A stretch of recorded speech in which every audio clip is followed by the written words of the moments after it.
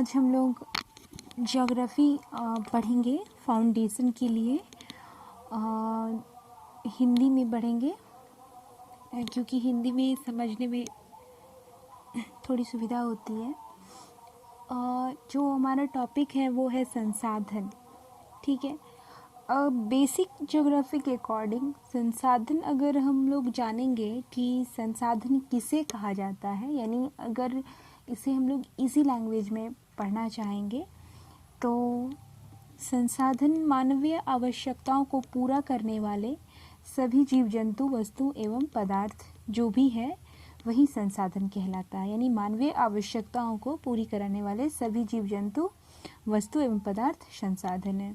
ठीक है, और संसाधन में हमारा हो जाता है जैसे भूमि, जल, वायु, मिट्टी, विद्यालय, भवन, पंचायत भवन, खनिज पदार्थ, खेत, तालाब इत्यादि। ये सब सभी क्या है, संसाधन है, क्योंकि हमारे ज़रूरत में काम आती हैं।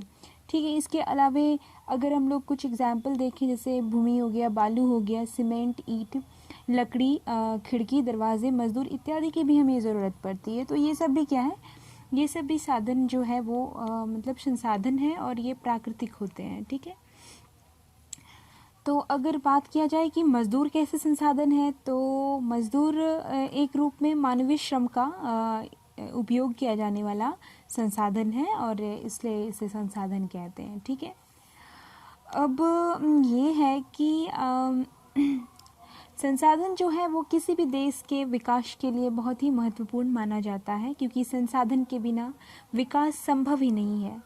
संसाधन किसी क्षेत्र के विकास के लिए आधार का काम करते हैं और हम सभी प्रतिदिन कई प्रकार के संसाधनों का उपयोग अपनी डेली लाइफ की जो भी रूटीन्स है उसको पूरा करने के लिए करते हैं।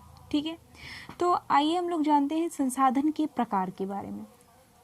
संसाधन के मुख्यतः 3 प्रकार होते हैं, जैसे पहला हो गया प्राकृतिक संसाधन, दूसरा हो गया मानव संसाधन और तीसरा होता है मानव निर्मित संसाधन।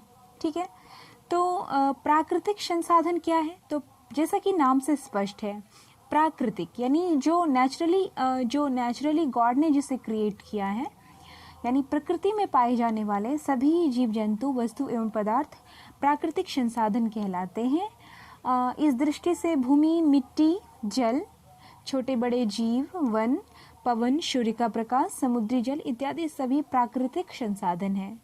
आवश्यकता एवं मांग के अनुसार इन संसाधनों को मानव अपने तकनीक एवं कौशल से विकास में लाता है। भूमि के अंतर्गत पर्वत, पठार, मैदान, मरुस्थल, दलदल भूमि सभी शामिल है।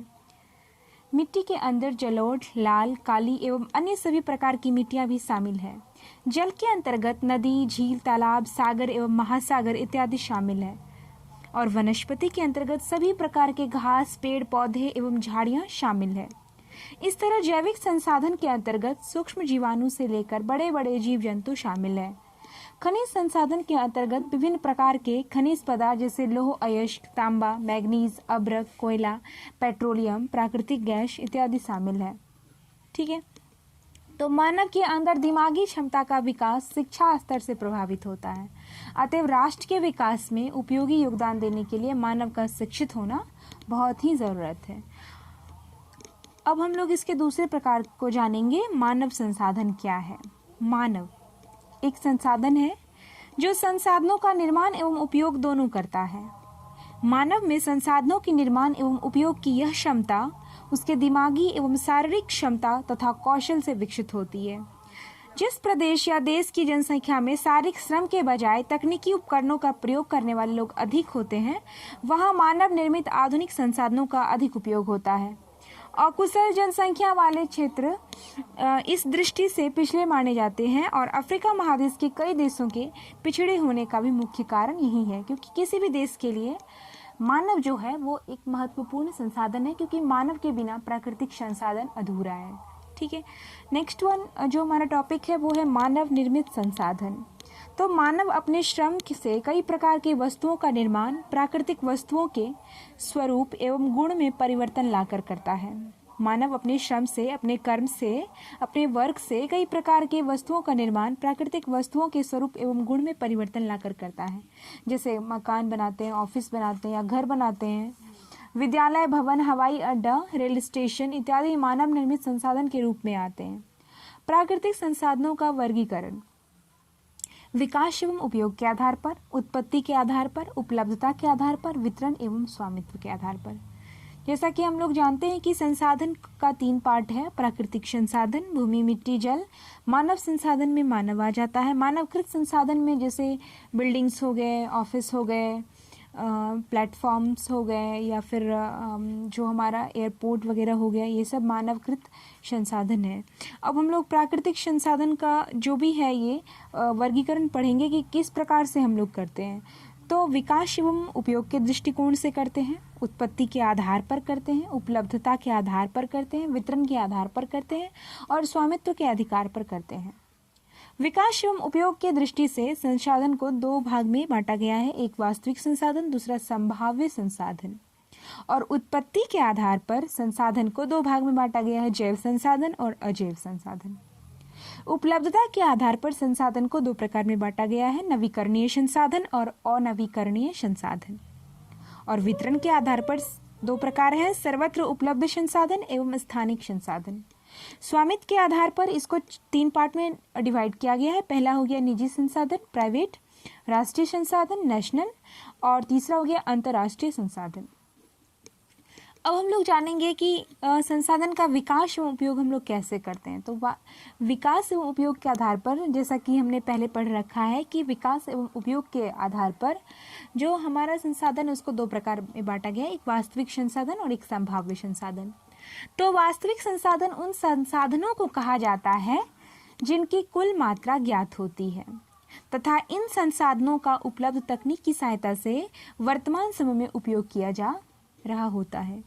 पश्चिम एशिया का पेट्रोलियम, ऑस्ट्रेलिया का सोना, झारखंड का अभ्रक, मध्य प्रदेश का मैग्नीज एवं राजस्थान का तांबा इसका एग्जाम्पल है। संभाव्य संसाधन उन संसाधनों को कहा जाता है इसकी कुल मात्रा ज्ञात नहीं होती तथा वर्तमान समय में इनका उपयोग भी नहीं किया जा सकता है। इन संसाधनों का उपयोग भविष्य में करने की संभावना होती है। केरल में मिलने वाला थोरियम तथा लद्दाख में पाए जाने वाला यूरेनियम संभाव्य संसाधनों के उदाहरण है। वर्षों पहले सूर्य की गर्मी, समुद्र लहरें, पवन तथा भूमि के अंदर व्याप्त ताप संभाव्य संसाधनों के उदाहरण थे, परंतु आज भारत के लिए ये सभी वास्तविक संसाधन हैं। जैव संसाधन एवं अजैव संसाधन में जैसे जैव संसाधन के अंतर्गत सजीव शामिल है, जैसे पेड़ पौधा, वन जीव जंतु इत्यादि, और निर्जीव वस्तुएं अजैव संसाधन में जैसे खनिज, चट्टान, मिट्टी, भूमि, तेल, तालाब इत्यादि। ठीक है। अब नवीकरणीय और अविनवीकरणीय की जब बात होती है तो नवीकरणीय वैसा प्राकृतिक संसाधन को कहा जाता है जिनकी पुनः पूर्ति प्राकृतिक रूप से होती है और ये खत्म या समाप्त होने वाला नहीं होता, जैसे सूर्य की किरण और हवा, ये नवीकरणीय संसाधन है। और नवीकरणीय में वैसे संसाधन है जिसका भंडार सीमित है तथा एक बार उपयोग में आने के बाद उनके पुनः पूर्ति में हजारों लाखों वर्ष लग जाते हैं। इसी प्रकार खनिजों जैसे लोहा, कोयला, पेट्रोलियम, अभ्रक इत्यादि अनवीकरणीय संसाधन है। जल एवं वन जैसे नवीकरणीय संसाधन जिनके भंडार या पुनः पूर्ति में मानवीय हस्तक्षेप के कारण रुकावटें उत्पन्न होती है और यदि इन संसाधनों के प्रति मानव हस्तक्षेप कम हो जाए तो वे स्वयं ही पुनः पूर्ति में लग जाएगा। अब हम लोग डिस्कस करेंगे कि जो संसाधन को हम लोग जैसे सर्वत्र उपलब्ध एवं स्थानिक प्रकार भी होता है, तो जैसे प्रकृति द्वारा कुछ ऐसे संसाधन भी हैं जो सभी जगह पाए जाते हैं, जैसे में मिट्टी हो गया, हवा हो गया, ये मतलब सभी जगह उपलब्ध है, इसलिए इसे सर्वव्यापक संसाधन कहते हैं। और कुछ ऐसे भी संसाधन हैं जो निश्चित स्थानों पर ही पाए जाते हैं, उन्हें हम लोग स्थानीय संसाधन कहते हैं। कोडरमा में पाए जाने वाला अभ्रक, कोडरमा एक प्लेस का नाम है, वहाँ अभ्रक पाया जाता है। और जादूगोड़ा में मिलने वाला यूरेनियम, छोटा नागपुर क्षेत्र में पाए जाने वाला कोयला, ये सब बहुत ही महत्वपूर्ण है। अब हम लोग आते हैं निजी और राष्ट्रीय संसाधन पर और अंतर्राष्ट्रीय पर। तो निजी क्या होता है कि जैसे किसी के अधीन जो रहता है, मतलब जैसे ऐसे संसाधन जो किसी के अधीन रहता है, किसी के स्वामित्व में रहता है, तो उसे हम लोग निजी संसाधन कहते हैं। जैसे में भूमि, तालाब किसी व्यक्ति के स्वामित्व में भी हो सकता है, तो वो उसके लिए निजी संपत्ति हो गया। और किसी राष्ट्र के अंदर पाए जाने वाले संसाधन को हम लोग राष्ट्रीय संसाधन कहते हैं। और जो भी अंतर्राष्ट्रीय है 19.2 किलोमीटर से 200 किलोमीटर तक का जो क्षेत्र है वो अपवर्जक आर्थिक क्षेत्र कहलाता है। और 200 मीटर से आगे स्थित क्षेत्र खुला महासागरीय क्षेत्र कहलाता है, जैसे अंतर्राष्ट्रीय संसाधन के तहत रखते हैं इसको। और यहाँ उपलब्ध संसाधनों का उपयोग अंतर्राष्ट्रीय संसाधनों के सहमति के बाद ही किया जाता है।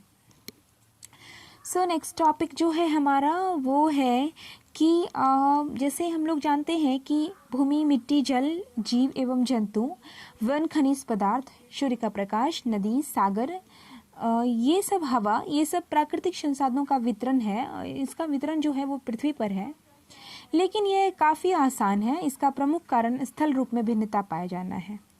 जैसे कहीं पहाड़, कहीं पठार तो कहीं मैदान का विस्तार पाया जाता है। और स्थल रूप के इस भिन्नता के कारण पहाड़ों एवं पठारों पर वन का वितरण अधिक मिलता है। प्राकृतिक रूप से पर्वतीय जो पठारी क्षेत्र में खनिज की अधिक मिलने की संभावना रहती है और मरुस्थलीय क्षेत्रों में बालू के ढेर मिलते हैं, जबकि पर्वतीय एवं पठारी क्षेत्र में नदियों एवं छोटी छोटी जो नदी है या तालाब है उसके कारण जल की उपलब्धता बनी रहती है। ठीक है। और अक्षांशीय विस्तार, समुद्र तट से दूरी, समुद्र जल से तल से ऊंचाई तथा स्थल रूप में भिन्नता के कारण सभी प्रकार के संसाधनों का वितरण इस पृथ्वी पर आसान रूप से पाया जाता है। उदाहरण के लिए विषुवतीय रेखीय क्षेत्र में सूर्य प्रकाश की सालों भर अधिकता होती है, जबकि उत्तरी एवं दक्षिण ध्रुवों की ओर जाने पर इसकी उपलब्धता क्रमशः घट जाती है। ठीक है। अब हम लोग जानेंगे कि जहाँ तक प्राकृतिक संसाधनों का उपयोग का संबंध है तो यह तकनीक की उपलब्धता तथा आवश्यकता पर निर्भर करता है। विश्व में कई ऐसे क्षेत्र हैं जो प्राकृतिक संसाधनों में संपन्न हैं तथा कुछ ऐसे क्षेत्र हैं इन मामलों में अभावग्रस्त हैं। अफ्रीका महादेश के कई देश प्राकृतिक संसाधनों के मामले में काफ़ी धनी हैं, परंतु इसके विपरीत उनके पास संसाधनों का उपयोग की तकनीक जो है वो उपलब्ध नहीं है, जिससे यहाँ संसाधनों का भरपूर उपयोग नहीं हो पा रहा है। दूसरी ओर जिन महादेशों अथवा देश के पास प्राकृतिक संसाधनों का उपयोग का तकनीक उपलब्ध है वे इन संसाधनों का भरपूर उपयोग कर रहे हैं। या दूसरे शब्दों में हम कह सकते हैं कि शिक्षित एवं तकनीक रूप से विकास समाज वाले क्षेत्र के इन संसाधनों का उपयोग अधिक हो पा रहा है, जबकि अशिक्षित एवं विकासशील क्षेत्रों में इन संसाधनों का सीमित विकास एवं उपयोग हुआ है अथवा नहीं हो पाया है। ठीक है।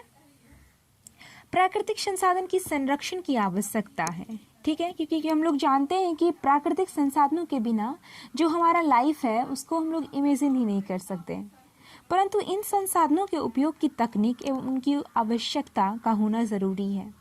मनुष्य ने अपनी आवश्यकता पूर्ति के लिए प्राकृतिक संसाधनों का अत्यधिक दोहन किया है।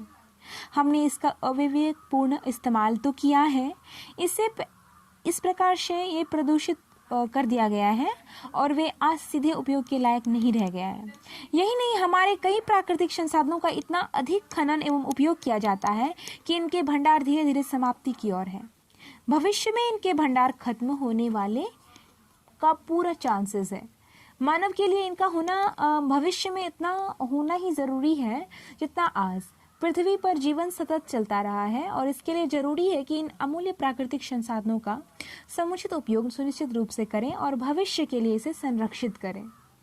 ठीक है, थैंक यू।